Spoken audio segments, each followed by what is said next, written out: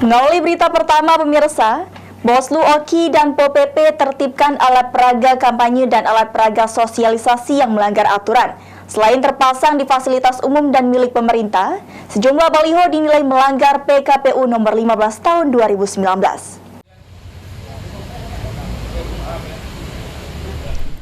Badan Pengawas Pemilu Kabupaten Oki mulai mencopot alat peraga kampanye atau baliho calon legislatif yang dinilai mencuri start waktu kampanye yang semestinya sudah ditentukan, yakni pada tanggal 28 November hingga Februari 2024 mendatang.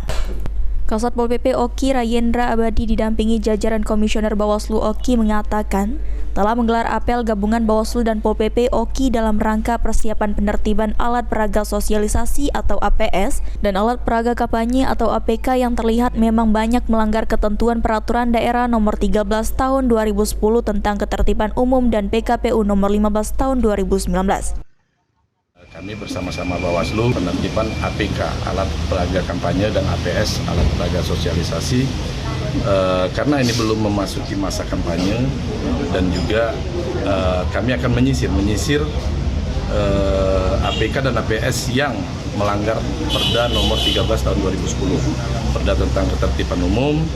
Jadi beberapa spanduk dan baliho itu kami lihat memang ada yang melanggar Perda dan juga banyak juga yang melanggar aturan PKPU nomor 15 tahun 2023. Di sini kami menerjunkan lebih kurang 20 personil dari Pol PP dan bersama-sama dengan anggota dari Bawaslu yang dipimpin langsung mungkin nanti oleh Ketua Bawaslu.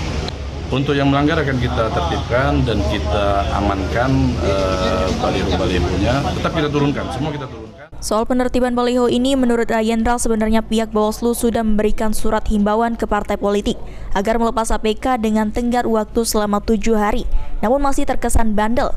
Dan hari ini semua atribut kampanye dilepaskan tanpa terkecuali. Dan Panwascam masing-masing kecamatan juga bergerak melepaskan APK yang masih terpasang.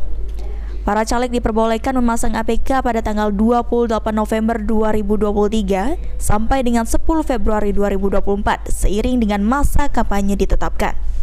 Novan Wijaya, PAL TV.